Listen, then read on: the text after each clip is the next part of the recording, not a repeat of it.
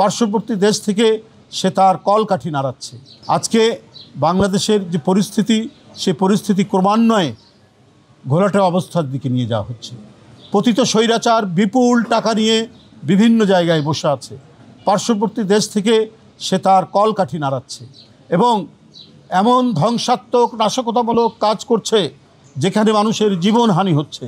সেই গাড়ি পোড়ানো, যেটা আমরা বারবার বলেছি যে আমরা যখন হরতাল দিয়েছি গণতন্ত্রের জন্য, আমরা গণতন্ত্র পুনরুদ্ধারের জন্য যখন কথা বলেছি, তখন কৃত্রিমভাবে তারা নিজেরাই নাশকতা করে চাপিয়ে দেওয়ার চেষ্টা করত বিরোধী দলের উপর, বিএনপির উপর। কিন্তু আমরা বলেছি যে ওই সমস্ত নাশকতায় তাৎক্ষণিক যারা ধরা পড়তো, হয় যুবলীগের লোক তারা, নাহলে ছাত্রলীগের লোক, প্রত্যেকটি জায়গায় তার প্রমাণ আছে।